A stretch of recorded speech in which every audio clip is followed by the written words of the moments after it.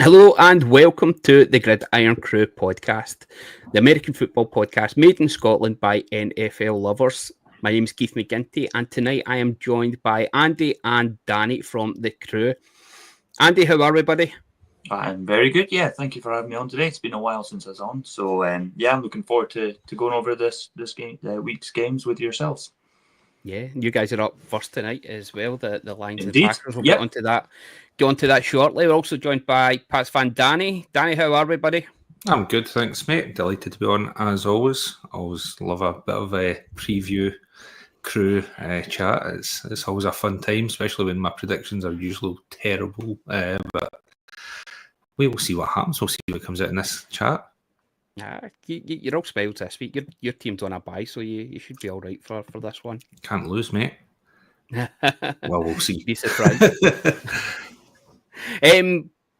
Today, the announcement for the Walter Payton Man of the Year has been announced for the nominees for each of the teams. We want to tell us what the actual Walter Payton Man of the Year award is actually for. Danny, if it come to you first for this one. So this isn't like an MVP. This isn't just a nomination of who the best guy at the team is. Explain this one to us. It seems to be, well, obviously I'm not part of the voting panel. I think things would go differently if I was, right enough. But no, it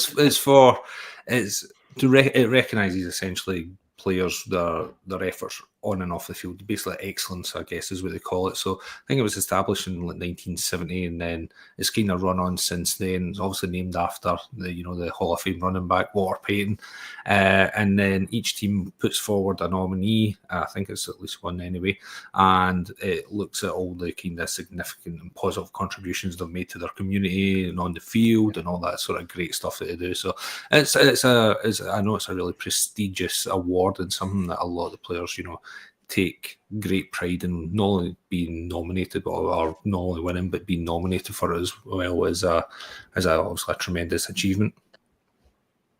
Yeah, Andy, there's quite a few names that have been put up there, well-known ones for the football community there. Your own team, the Lions, it's Jared Goff, your quarterback extraordinaire, leader that's been nominated by your guys. What can you tell us about Jared Goff? Yeah, from what I understand, and I think Goff has done a lot of work in the community since coming to Detroit. And one of the ones was to do with sort of fashion, and it was to help younger sort of teenagers that had an interest in that industry. And it was to provide them sort of a platform to come in and share ideas with designs. I'm not entirely sure if that's the project that he's been nominated for, but I know that is work that he does in helping kids in Detroit, sort of giving them a platform potentially to go on to sort of bigger and better things in an industry that I think he takes a lot to do with. That's fantastic. And Detroit as well as a city is on the up again after years of being down in the dumps, and just the way the team and Goff and Dan Campbell have just helped to rejuvenate and energize the people of the Detroit as well. It's nice to see. Some good names there. One that jumps out to me is Trey McBride at the Cardinals, and there's been lots of nice stories about Trey McBride, and what might actually do is try and get Stu, the kilted Cardinal, on the podcast soon to talk about the Cardinals. We've not had him on yet, so it'd be nice to hear a bit about Trey McBride. I think he's a personal friend of his, or they've FaceTimed at some point. So yeah, it'll be a good idea to get this. I love the wee logo. It's always class seeing Peyton there with the big Anorak warm jacket on. It looks class on the tops, and you can see it carries a bit of prestige as well.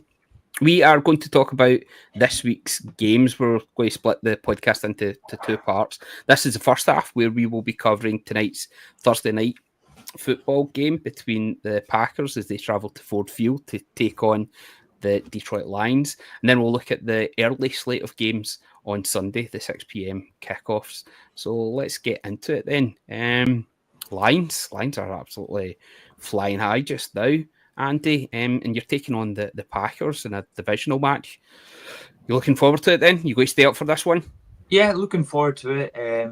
I mean, heading into this one, you've got two teams in form, really, don't you? And you've also got the Vikings that are refusing to lose over the last sort of 4 or 5 weeks. think the worry for Lions and Lions fans is the amount of injuries that are piling up. I think I counted 13 players on IR just on the defensive side of the ball. It's a lot to start to overcome. I know Aaron Glenn is a good DC, he's a good coordinator, but it's adversity though, isn't it, really? I think a big miss will be DJ Reader in the middle of that defensive line going up against Josh Jacobs, because Ali McNeil was shining, but that was to do with a lot of the work what DJ Reader was doing in beside him. So that's going to be a tough one for the Lions to overcome. Maybe it ends out in a bit of a shootout. I'm not entirely sure what you guys think, if it's going to be high scoring or is it going to be a game of defense. I don't know. What do you think, Danny? I think it'll be a shootout, to be honest. It's hard to see anything else other than that. Like you say, I think that the defensive, I was going to say frailties, but those frailties are only there due to the injuries that are stacked up. You see, I think the secondary for the Lions can be got at, but I was just keen to check and see what the injury report is there, and seeing like Romeo Dobbs, for example, was out. But then you get such a talented young receiver crew that next one's up. You know, I've still got Watson there. You know, he's always coming up. He's again, I was going to say comes up big, but it's so hard to pick who's your star player for receiver going to be because it's in one out. You know, every single week there's always another kind of younger wide receiver coming into that team. So I do think it's going to be a shootout here. I think Detroit, they've had so many injuries, but they still seem to just be next man up. They fit just right into almost a scheme and they kind of go, but how long can that last for? If you lose Hutch, okay, I think they're still at 6-0 or something like that, 7-0 since he went out in IR. You think that would impact them? It's not. Obviously, they've had a couple of hairy moments, but they've got through them. But they're still, you know, is this when it comes off? You know, could they come back to the pack a little bit? You know, if they lose this game, then comes to 11-2. Green Bay are right behind them, and it would be 10-3. You know, right in their heels. It's got to be an exciting game, but the fact that Jair Alexander's out, cornerback for Green Bay, that's going to be massive. You know, can Amon-Ra and Jameson Williams, take advantage of that? So I can only see a shootout happening here. I wish I could predict the way it'll go, because I do think this will be a coin toss, to be fair. You mentioned the cornerback there. Just the amount of takeaways that he's had for the Packers this season is just incredible, and especially when they only had, I think it was one last year. It's just a great tool to have, and the fact that the Lions, of course, you guys are got your injury worries as well. So it's going to be an interesting game. As you said, we're hoping for a shootout, and quite a few of the games recently have been providing to be that. Like the primetime games have actually been great. We had the one Monday Night Football there between the Broncos and the Browns, which was fantastic watching as well. So, yeah, excited to see this one. I think the 10-game winning streak has to come to an end at some point, and I could just see the young upstarts from Green Bay come through and actually making a bit of a shock, I would think, if they were to go to Detroit and get the win there. But high scoring, but a tight, close game. One score in it, certainly. Let's go for predictions then. Andy, who are you taking for this one? So I've got the Packers circled down here. I've got the Packers winning. No way. In all honesty. Absolutely. I think, look at last week, worried me a wee bit with how well the Bears moved the ball in the second quarter. And I think that the Green Bay beat us last year in Detroit as well. They tend to play us pretty close. These division games in the NFC North are just mad close. They're hard games.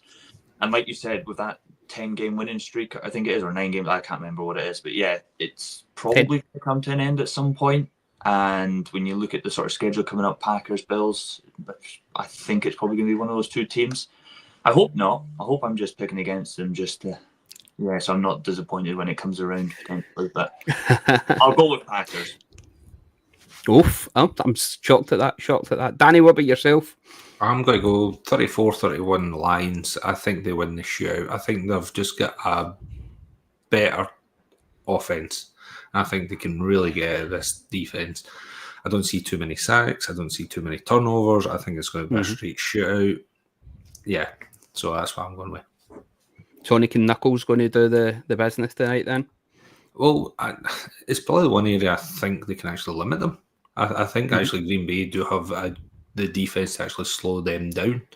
So I think this has got to be through the air. I think it's got to be a lot of Jared Goff. If he can stay kind of relatively pressure free in the pocket, I think it's got to be a lot of balls in him about. I don't see the Lions getting any pressure or any real pressure on Love. So yeah, I think this will be a shootout, and I think it's got to be close. The spread is sort of 3 in favour of Detroit, and I think that sounds about right to me. I think I'm going to 34-31. Hit the over on this one.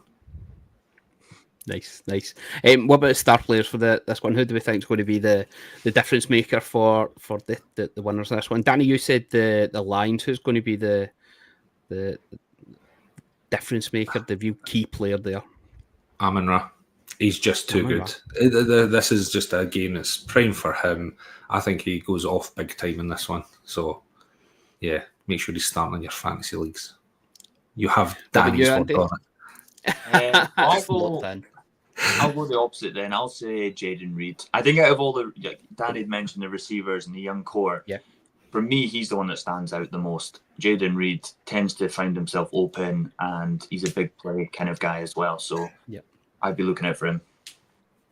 Fantastic. I'm actually going to go for Sam Laporta. I seen he got 1 or 2 touchdowns last week. He's just incredible player. I'm missed out of him in my fantasy teams this year, so I'll be making a point of getting him next year, hopefully.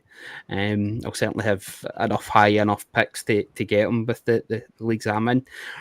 Next game then we are looking at, we'll head to New York. We'll head to Miami, actually. New York at Miami. Had the Jets travelling to Hard Rock Stadium to take on a rejuvenated Miami Dolphins. They seem to be getting back into their groove a wee bit with the injuries that they're getting over. Tua's back. A-Chain and the Cheetahs back scoring touchdowns again as well. New York Giants. So I was actually at the New York Giants watch party against the Seattle Seahawks last Sunday. Myself, Scud, and Patrick went down to it, and they were brilliant. The fans there from the UK and Ireland New York Jets fan club, they were great, very hospitable. Got plenty of wings and things to do, and I was the only Seahawks fan there, which was wonderful. Come the end of the game, through the game, I was bricking it. It was not going very well at all to start with, but we're a fourth quarter team, and we absolutely showed that. And my player of the match happened to be the flag that the umpires were sending, the referees were sending in, because that kept pulling it back and giving us more and more yards in the game. It was brilliant to see. I had a great wee night there. The Jets, I don't see much happening from them between now and the end of the season. There's rumours that they're thinking of benching Aaron Rodgers. Would that be a wise move for you, Andy? I don't see the point at this stage. Like, you committed to Rodgers, you got rid of the head coach, you've had offensive coordinators is gone. Like, so much change has happened because of him. So you now need to then stick with your decisions and ride out with him. Like, this is the decisions that they've made has ultimately come to this, or they sit for year 9. Can they show something down the stretch with Rodgers just to give them some sort of hope next year? I don't think he'll be there next year anyway, myself. But yeah, I suppose they've got to give him the opportunity to at least show what he can do. Obviously, they've got Adams there, and you've still got Garrett Wilson. So, yeah, I don't see them benching him, but I don't see this one going well for them either, to be honest, this week. I think it's a bad matchup for them. It's the same, getting the Finns at the wrong time, Danny, do you think? Yeah, they're starting to pick up their game. You know, they've got Tua back. If he can stay fit, they're starting to get Waddle involved in the offense. They're starting to get Tyreek Hill back in, scoring a few sort of touchdowns recently. Obviously, last week didn't go to plan for them, but then again, that was always got a bit of a tricky matchup. But yeah, to me, they're definitely a bit of dark horse, I think, coming into the business end of the sort of regular season. Mhm. I think they're running the ball well. They are obviously, Tua slings it.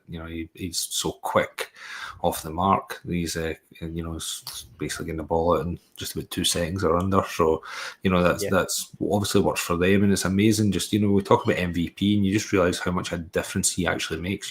If you actually think most valuable player to any team in there, have you seen such a difference between having Tua and moving to Skylar Thompson or something, or whoever else is stepping in for them? It's if they completely drop off a cliff. In fact, they do. We've seen it. The evidence is there between this season and last season.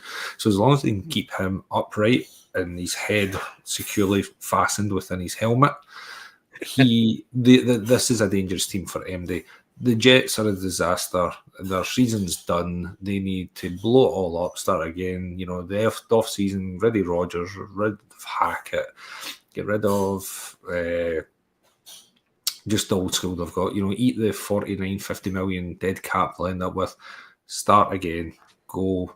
They'll end up making an arse out of it. We know that. It's the Jets. Jets do Jets things. But yeah, I don't. I just don't see them. What's the spread in this one? -5.5 towards Miami. I think it's got that blowout, to be honest. I just don't see them. They look like they've given up in the season. Even Rodgers is sort of just seems, I don't know if it's apathetic to it all now. He just seems sort of like, whatever. I'll get my money. There was glimpses. I'll get my Netflix documentary coming out. That's what he's happy about. So, that looks terrific. That looks absolutely wonderful. It's like Tiger King meets NFL. It's going to be absolutely wonderful. Last week there was glimpses of a guy there who really, really, really cared and was determined to get a result for his team. Him and Devontae Adams were striking up a good connection. There was a bad drop from Devontae. But you could see he was really, really into it, and the touchdowns he was celebrating, but then it peters out. There's just no will to win. There's no will to carry the team through, and I think that's what they thought they were going to get with Aaron Rodgers. They thought getting out of Green Bay, lose the huffy attitude that he kind of had there, and that he would actually really make a go at it, but it's really not went to plan. But I was listening to Colin Cowherd this morning. I was cleaning the car, stuff like that, and he was basically saying, a lot of people think Rodgers is clutch, and he's actually, well, if you look at the way he's been, is he actually been that clutch? He's actually that. He's probably so used to being ahead in so many games that when it comes to fourth quarter, does he actually need, when it's things are going tough, does he actually need to try and pull out? But he plays, I don't know if scared's the right word, but he's very cautious. So he doesn't want to throw a bad pick. He would much rather the team lost and he looks good than risk it. Yeah.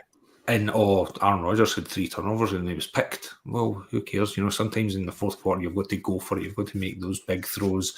You've got to throw any tight coverage or 2-man coverage. And he's just too cautious when it comes to that. And that to me is putting Aaron first and team second. And I think that's a bad combination. So we're taking the Fins for this one. Yeah, definitely. I think Danny mentioned the spread being 5.5. I think that's low. I would have had that nearer double digit, like 9 or something, because I can only see the Dolphins winning in a bit of a embarrassing way, maybe. So I mean, one thing as well, Sauce Gardner's kind of fallen off a bit of a cliff this year. He was like potentially best cornerback in the entire league, and he's just kind of just sort of. Well, that's since Salah's left. Yeah. It's one of those things that has been talked about a wee bit as well. It's just not found his rhythm this year.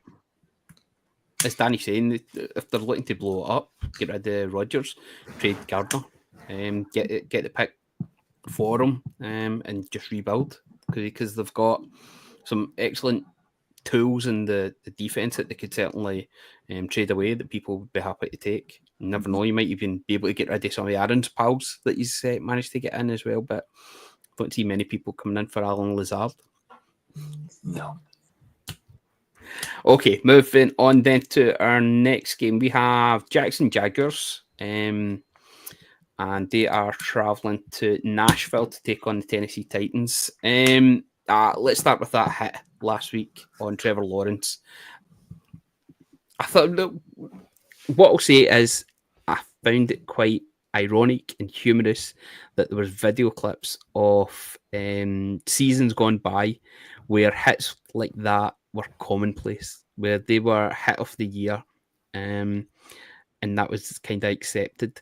But looking at it and the aftermath and how Lawrence was lying there prone on the ground, it was not a nice sight to see. Alshire should be getting a lot more than the 3-game ban that he's got. And I think it was quite a strongly worded statement that was released by the league. But 3 games, especially when Trevor's out for the rest of the season, which is only 4 games really for him because they're not going anywhere in the postseason, it leaves a wee bit of a bad taste in the mouth, that one. What do you make of it, Danny? I may be controversial here. Okay. So I looked at it even from through a football point of view. Was it dirty? Was it late? 100%. Would it be a red card? Yes. Does it deserve, their usual sort of 2-3 match ban? Yes. Does it deserve any more than that? No, I don't think he was targeting. He's got a habit of being late. You've seen it earlier in the season against, I think, Caleb against the Bears. He was well out of bounds. They gave him just a wee bit extra. Now, so I think it's fair and just. I think some of the kind of rhetoric kind of thrown at him as if he's some kind of murderer or something like that. It's been a wee bit OTT. It was late. I think it was targeting. No, I think he was trying to bring him. Do I blame Patrick Mahomes 100%? I think this is also. I know studs will love that, but yes, I'm blaming Mahomes for this. Just kind of go off on a bit of tangent. The point is, this has been on my radar for a couple of seasons now. Mahomes is the worst culprit for it. The fake slide to try and pick up an extra few yards.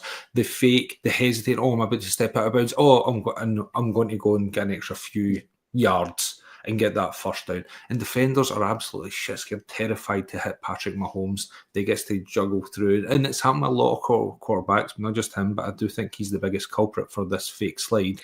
And there's sometimes Tom Brady mentioned that. Tom Brady mentioned that this week. He said that they're tiptoeing along the sidelines, and as they're stepping out, they're getting hit and flags are getting thrown. That's exactly. Absolutely spot on. I met Peter King last year and asked him the same question. Is our quarterbacks getting too protected to the point now where they are allowed these fake slides? And if you're going to fake slide, I'm sorry, that should be a flag and a 15-yard penalty. That's unsportsmanlike conduct, and it should be pulled back. So I do have a wee bit of sympathy for a defender who's got to come in and absolutely nail them, because like Brady, I think, said in that same interview, it's not the responsibility of the defensive player to look after the well-being of the quarterback. It's up to the quarterback. They take off and run. They get down. Now, it was late. Definitely they deserved the ejection, the fine and the suspension.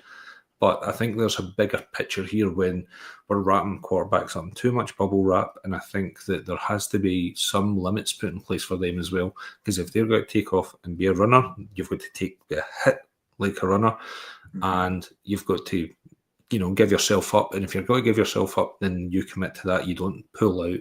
And that's why I blame Patrick Mahomes. Yeah. What's your thoughts on it, Andy? Yeah, I agree with a lot of what Danny just said there. I think as soon as you make yourself, like these are design runs as well that we're seeing. So you're now essentially running like a running back would. So you have to be prepared. Like it's coaches that are putting their QBs in these positions as well, isn't it? They're calling these plays. And I think I agree exactly with what Danny said in that, yep, it was a dirty play from my point of view. It deserves the ban it gets. But, like, you don't want to take away from the sport, that the part that we like, that is a game where it is, you get hit. And, are you willing to make that play? Are you going to get that extra yard or two and put your sort of body on the line? And these late slides, you're seeing it. Even last week with Caleb Williams, he went to run out of bounds and then did a wee starter step to try and get off the tackler, who then tackled him around the hip, and then came out and said it was a dirty hit. But it's not, like, and we're seeing it from younger quarterbacks now, like you say, that the Mahomes has sort of introduced this, and I don't want to see that in the game. There's too many flags as it is at the moment, and fake sliding should not be allowed. Like you said, there has to be something like a 15-yard penalty, and from that, it's taken away, and you don't want defenders not being able to tackle, basically. I think this is something that needs to be taken into consideration when people are talking about the GOAT and who that is. And when you think of how quarterbacks have got it and how well protected they are nowadays, you should be thinking back to the good old days of Terry Bradshaw and what they would have had to put up with to get their teams through to Super Bowls and to win it, and the absolute pain and agony they would have went through to get there. Whereas some players are really, really well protected, like Patrick Mahomes, who's undoubtedly a talent, but to get that wee bit of leverage as well as certainly helping his case. Okay, Danny, your former quarterback of the Patriots, Mac Jones, is stepping in for Trevor. Then is he going to do enough to keep the Jacksonville Jaguars from properly tanking this year? God, no. He has got to be the end of Doug Peterson. I think that's it. As I say, I think Mac has got qualities in there, and he can be a good quarterback in this league in the right position. You know, if you to take him and maybe chuck him in with the 49ers under Kel Shanahan and whatever is going on about there in the perfect system, he could flourish. But under this car crash, absolutely not. I don't think Mahomes could rescue this team the way they are. I think they're on their knees. It's the last sort of dying breath of Doug Peterson, his team there. I think again it'll be all ripped up and start again. It's maybe not. It's a good thing. They're certainly not that. I mean, with Lawrence been out injured, you know, just wrap him up for the rest of the season. The season's done. Rebuild again, get into the new season. You know, there's talk of maybe Belichick and stuff ending up down there. We'll see how that one goes. But no, I don't see Mac doing anything in this. Again, I think just got too many injuries. The defense is beyond poor, to be honest. It is a joke. So yeah, no, I think Tennessee in this game are going to be strong favourites. Of course, Will Levis is going to be leading the charge for the Titans.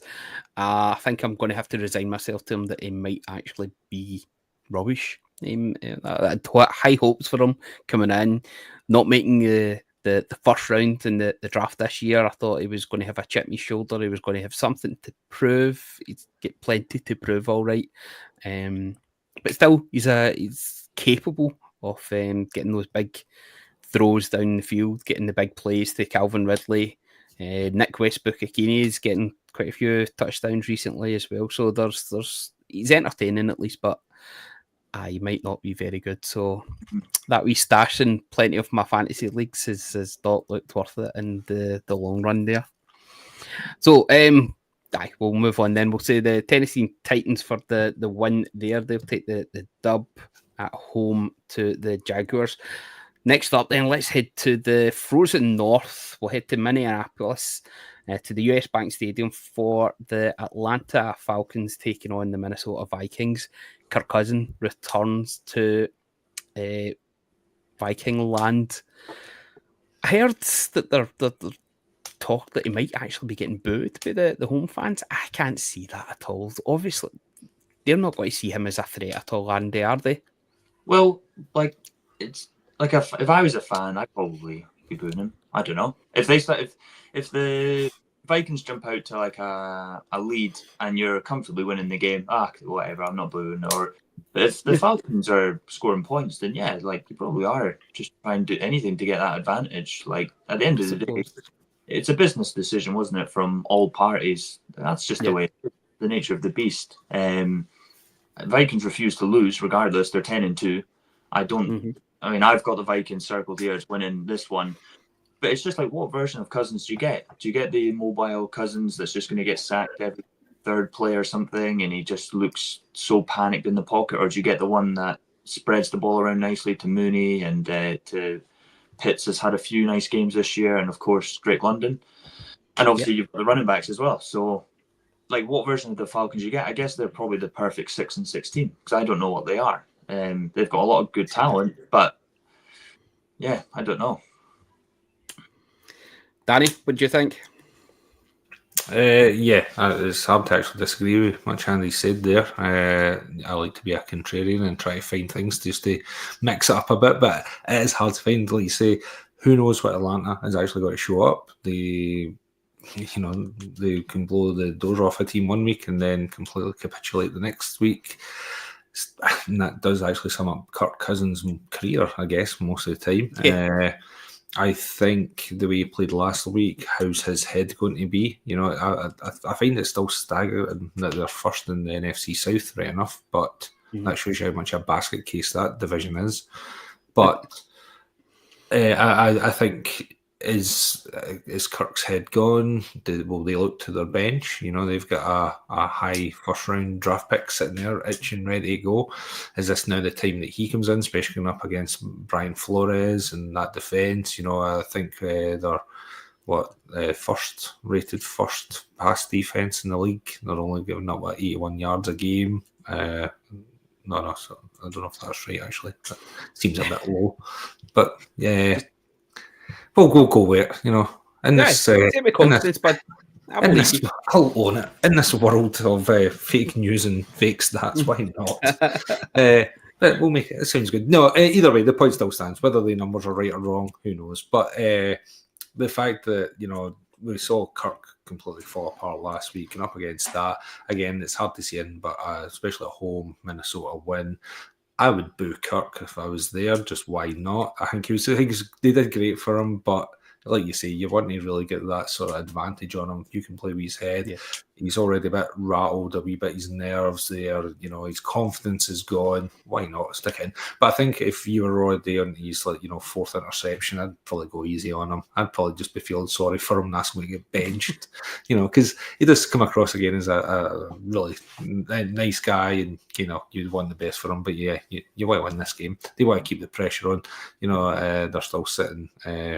Third in the NFC North and now Minnesota, so it's all to play for. As we were talking about earlier about the Lions and Green Bay, those are three teams very close together. Every win counts at this time of the season, so I don't see another than a Minnesota win here. And not just talking about the Falcons, but looking at, they've got at Minnesota, at Vegas, New York Giants, at Washington versus Carolina. Like, they should be winning the division. Like, this is why you brought Cousins in, to win the division in a year that the Bucs have faced quite a bit of adversity as well, with obviously Godwin being out, Mike Evans had missed some time, so there's no excuses really for the team. And yeah, I mean, you drafted Penix so high, which was such a surprise, but if you lose today, what is it? More chatter going to be there for Penix now? Probably. I mean, I'd like to see him in just for the sake of it. Well, the Falcons have lost their last three. They have got the head-to-head over the Bucs. They've won their 2 games against them. So if they can, as you said, they've got winnable games in the run in there. If they can get a couple more wins, then you could see them going through as the divisional winners there. But really, that's what you bought Kirk Cousins in to do. I wonder what would be worse though, the boon for Kirk Cousins, or if the Vikes do run up a score on them, the polite applause for him. And even the wee cheers when they get wee cheers if it was to get a wee first down for the fans. A wee skull just for him. A sympathy skull.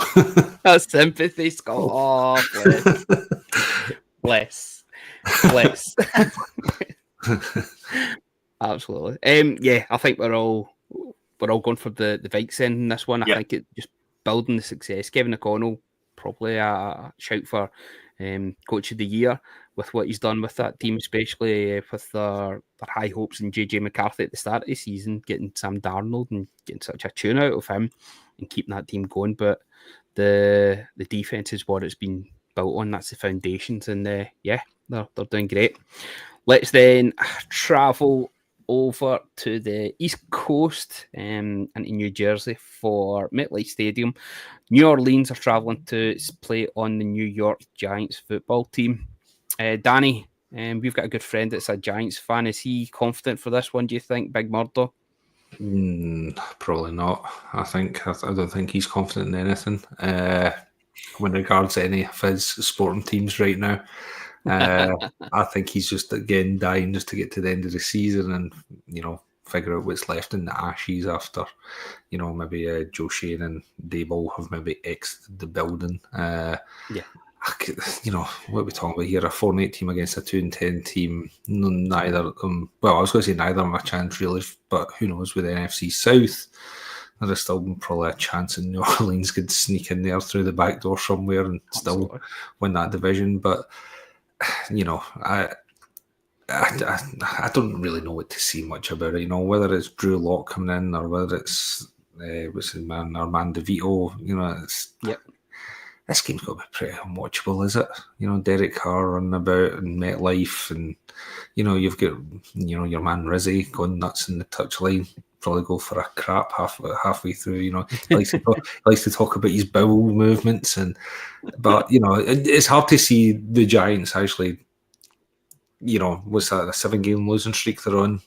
It's going to be 8. Let's face it. The New Orleans are a better team. They have a better offense, probably a marginally better defense. It's the one side of the ball that the Giants actually have a bit of talent on and look pretty good. But yeah, I was just having to have a look there.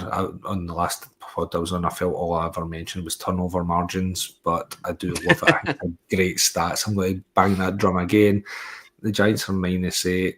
They're going to turn the ball over a lot here. I think the New Orleans defense is going to eat in this one, and it's going to be a sound victory for the New Orleans Saints. I think so. Malik Neighbours has kind of went off the boil a wee bit. He was getting fed regularly by Daniel Jones, but the move to go to Tommy DeVito when Drew Lock's been the backup quarterback for all those games that Daniel Jones played seems to be that's an executive decision where they're looking ahead to next year as opposed to let's do what we can to have a successful season this year. They're already looking to stockpile and to build for next year.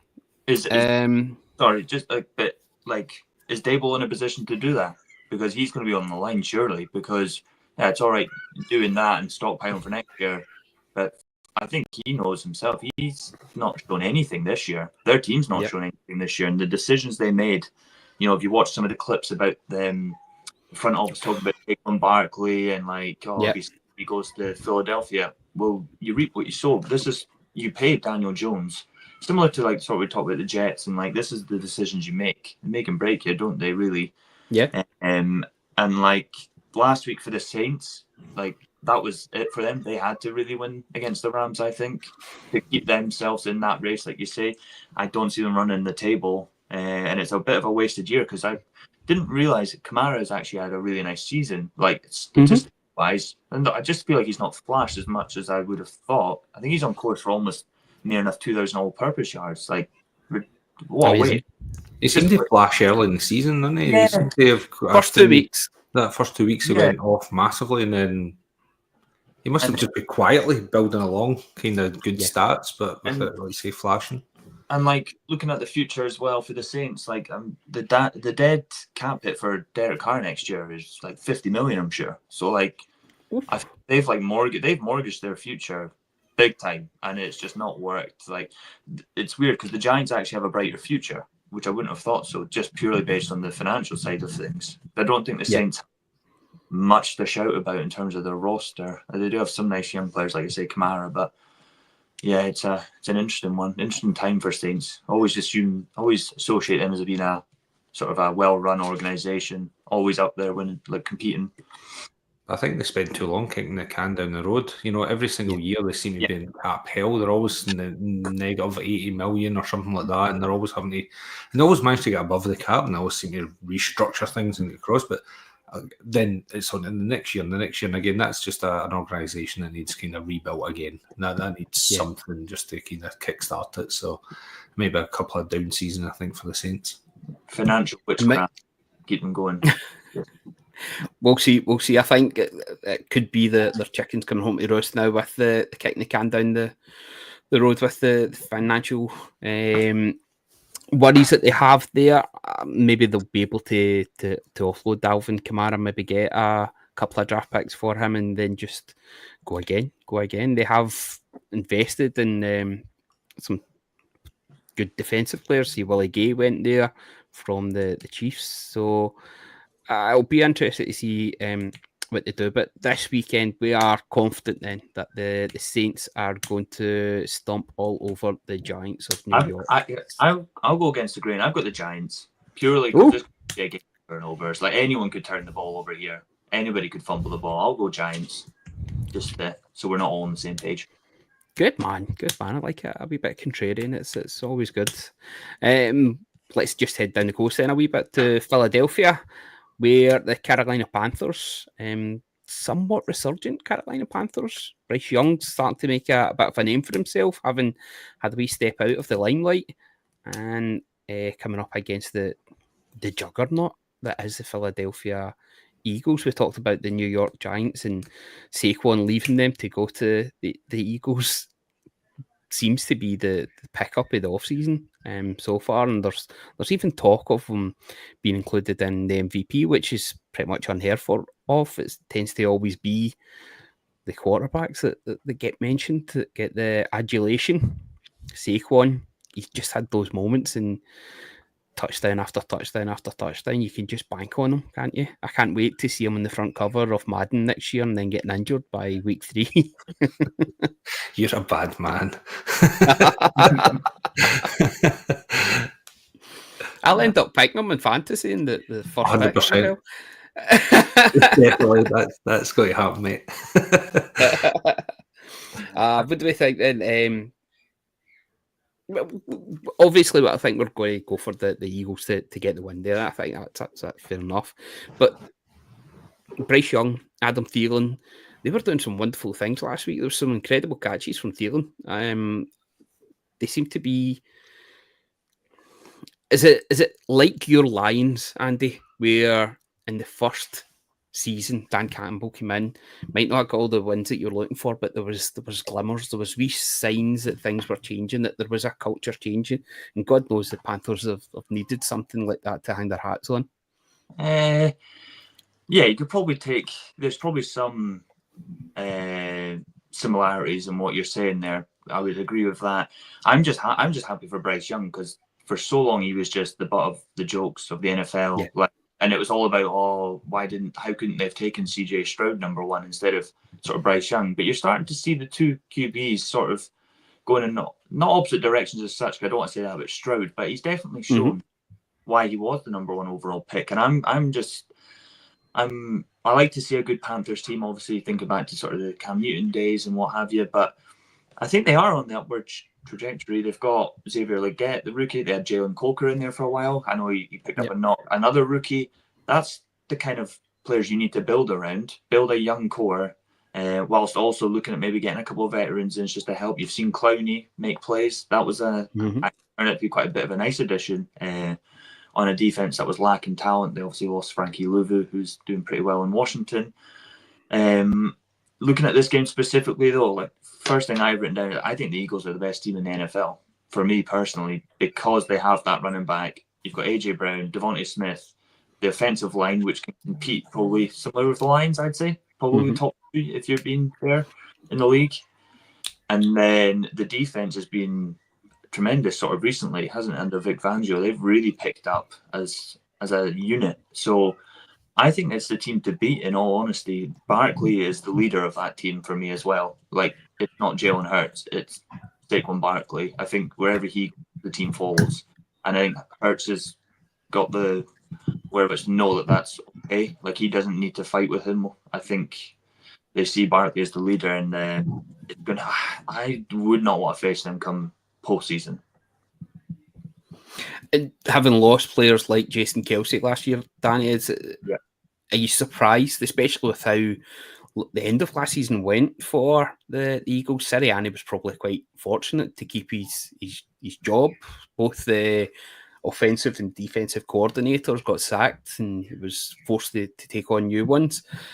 He kept his job, and I think he was probably an early bet for one of the managers to actually see that, one of the head coaches to actually get his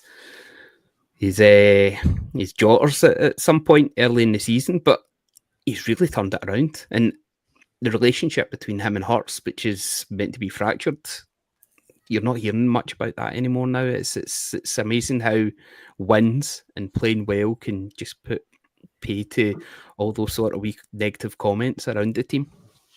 Yeah, it's amazing what happens when you win. I think like you said, with the tail end of last year and then the start of this, because I think they went 2-2 up to their bye in week 4, and you're kind of thinking, well, he actually survived the bye week, but then they've come out there and went on an 8-game winning run.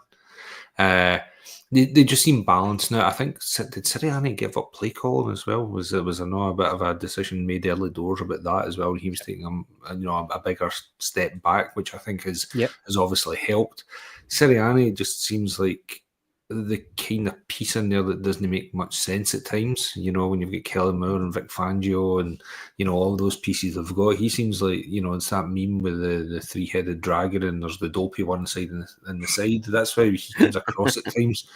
Because, when he's shouting abuse to the fans or whatever it is. And so you kind of think they're doing all this in spite of him. But right now, they just seem such a balanced team. They've just, everyone's clicking. They're not relying on any one particular part. They can beat you in many, many ways.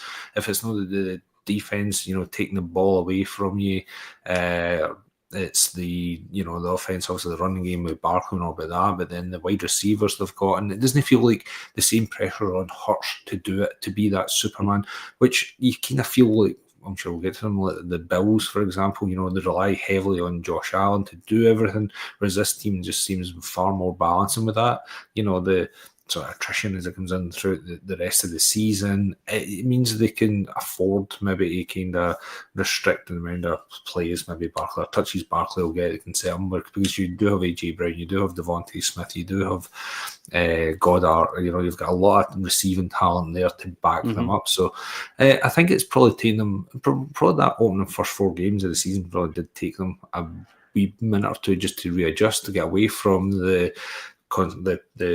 tush push and get away from that sort of side, and just trying to, away from losing Kelsey to kind of get back and find the rhythm. But it seems to have found that a lot of that young talent, they spent a lot of draft capital on, big boy Carter, and I don't know if Kobe Dean's is he injured, I think.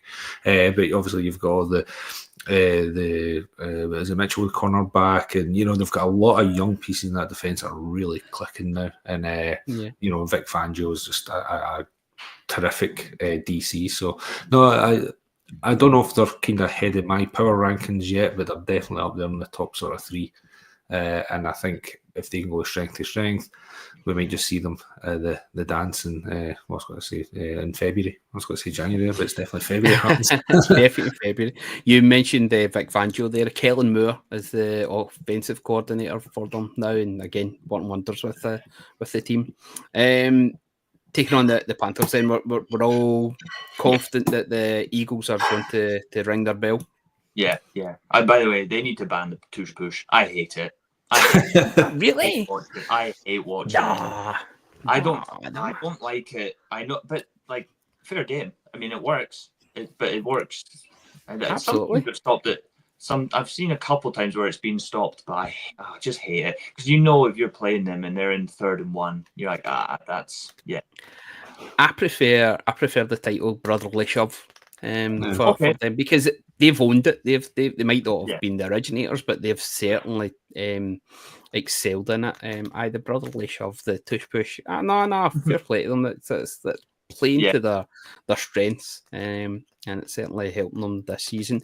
Let's head then to Pittsburgh, Acrisure Stadium, where the Cleveland Browns are travelling to take on the Pittsburgh Steelers. Steelers, Browns, Bengals, and Ravens are all going to be part of next week's Hard Knocks AFC North, which will be premiering next week. I believe it's on YouTube if you look hard enough for it. I've not watched it yet. I'm holding back. I'm going to watch it next week, but I'm very excited to see Mike Tomlin mic'd up to hear what he's got to say. It doesn't seem to be very happy about it so far. But it was a very exciting game. We mentioned earlier on the Cleveland Browns, who had a high-scoring defeat against the Denver Broncos earlier in the week. Jameis Winston with how many yards was it? It was like 4, just under 500. 497. Yeah. And the 2 pick sixes as well, which was just very Jameson off him. Yeah. Against Russ and the the pickings and the offense that they've got there for the Steelers.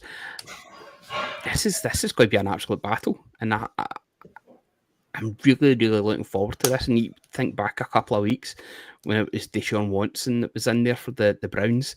This would have been an absolute bloodbath. There would have been nothing to look forward to in this game. But Danny, we've got a real competitive match. I'm just going to have a wee look at the table just now for the FC North. The Steelers are leading just now with a record of 9-3. Ravens, Bengals, and then the Browns at the bottom. So this could be an important matchup, more for the Ravens, who are on a bye this week, than the actual Steelers themselves. Who's coming out on top in this one, Danny? I don't know. I'm giving up. No, I'm only saying that because last time I was on here, it was when these two faced off in Thursday night football, and it was Studs and I guaranteed a Pittsburgh win, and I said, put your money on it. And we even had a nice gentleman kind of message in and say, but Pittsburgh haven't won in a Thursday night away game, and I think they're on 7. I said, don't worry about that. You put your mortgage on it. It's safe in the bank. It's as good as money's. And we saw what happened there. Now, I did put a caveat on that, the fact it was a snow game and divisional and on the road and all that sort of stuff. So, because when you look at it in paper, and you look at the stats, and you look at everything, this should be an easy win for Pittsburgh. They've got a better offense, they've got better defense, they've got better turnover margins, they get the quarterback better, they're favourites by 6.5 points. There is no reason why they shouldn't win this game, but we all know about the AFC North and the rivalries that go on here and how much the Browns love to beat Pittsburgh. They've always been that underdog in this division, and they just love to beat them as much as that. So if they can stick a pole in the spokes of their bicycle and watch them fly over the handlebars, that's what they would love, nothing more. But then you think about this defense of Pittsburgh going up against Jameis Winston, who is, again, just scatty. We know what he's like. He's a brilliant preacher. He has got an absolute cannon of an arm on him, but he takes so many risks and he just turns the ball over. So I wanted to say, yes, this will be an easy Pittsburgh win, but my confidence is bruised after the last time I tried to put my faith in my stock in Pittsburgh. But I will put it in them this time again. They better not let me down, or there's got to be some terrible towels rammed up some orifices, because I'm not going to be a happy boy. But no, they should win it. They should go marching on. I think this is, like you were saying there, Ravens are right behind them. They're going to want to keep their hold in the AFC North, and I think they know what they need to do in this game, and they have to get a statement win as well. Yeah, I'm with you in that one. I think this is Rush's redemption story is going to continue on. What about yourself, Andy?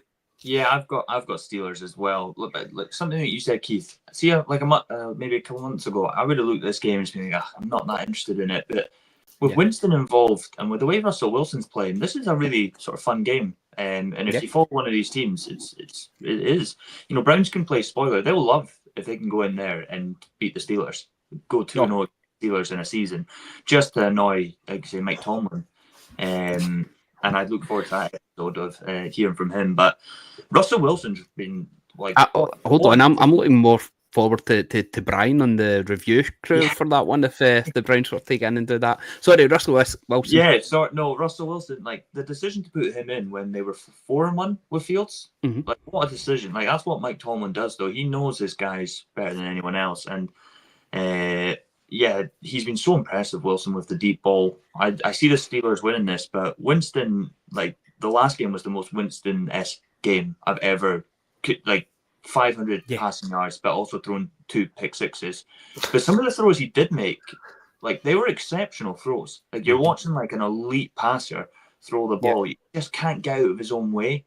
Like it always has to be special. It's all or nothing. There's no in between, and there's just no consistency. But he's probably got himself paid for next year as a backup somewhere. If it's not the Browns, maybe they keep him, or someone like I'm looking at like Mac Jones that we talked about with the Jags. But he's got to be somebody who's got to be playing down the stretch, thinking I need to get myself one of these backup jobs, and get a decent wee pay back on a decent team. But yeah, I've got the Steelers winning this, and I think I'm hoping Wilson has a good game because I've had to pick him up on waiver wires this week with Dan on by, so I need it.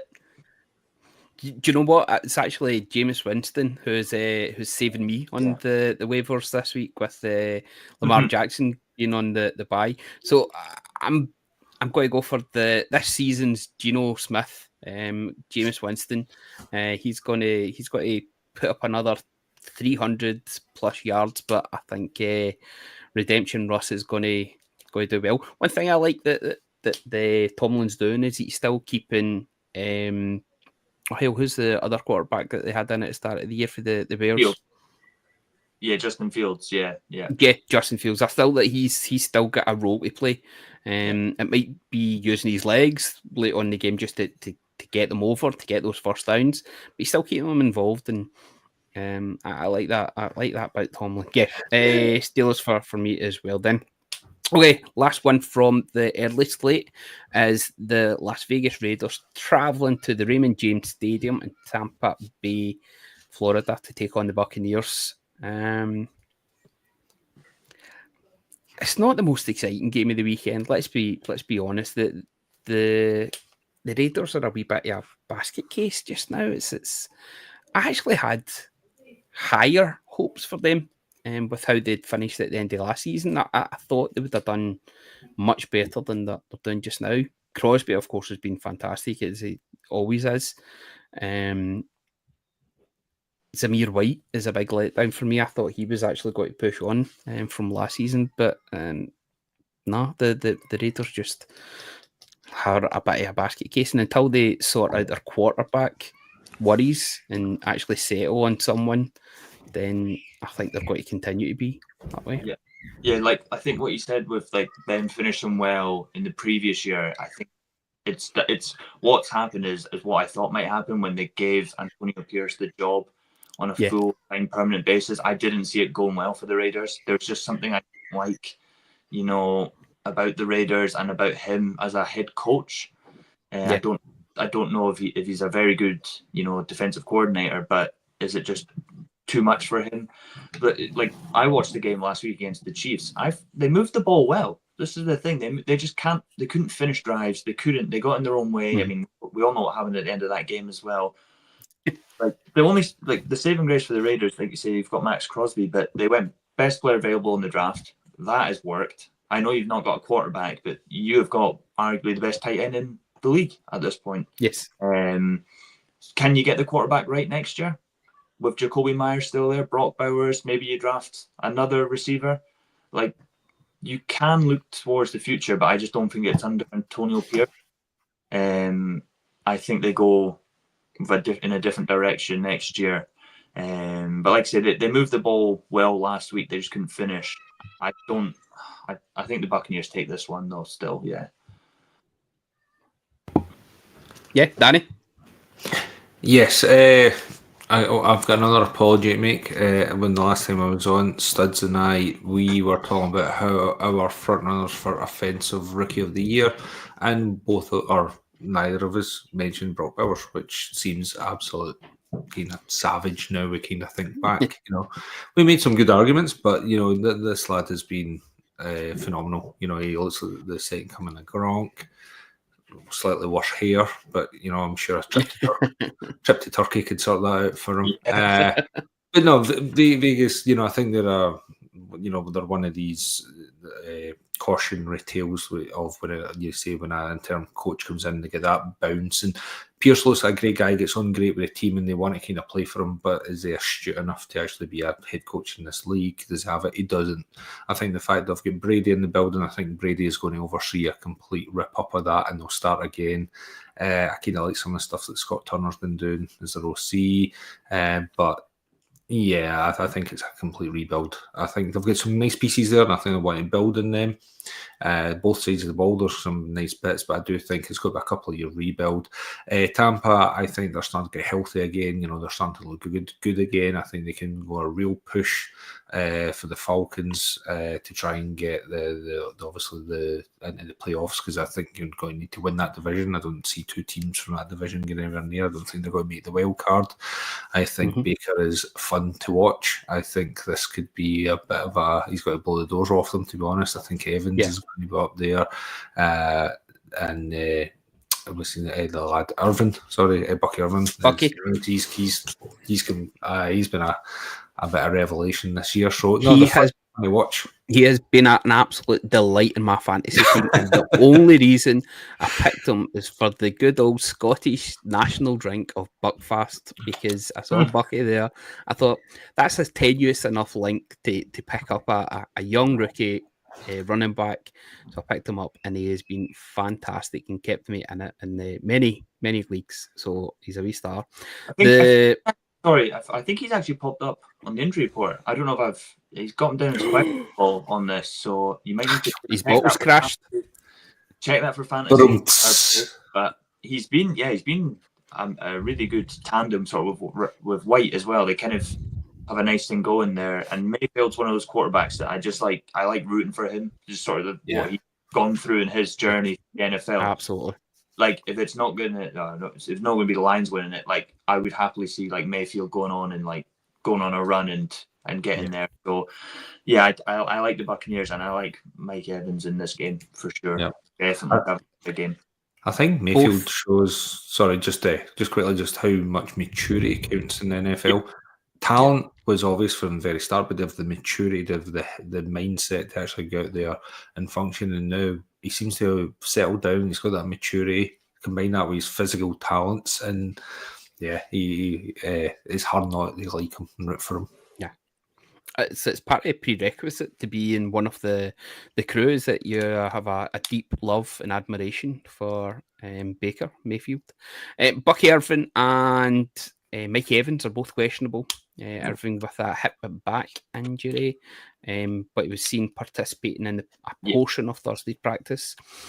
And Evans is a hamstring calf. It wasn't spotted on the field during Thursday's practice, which was open to the media. So, yeah, we'll see how they get on there.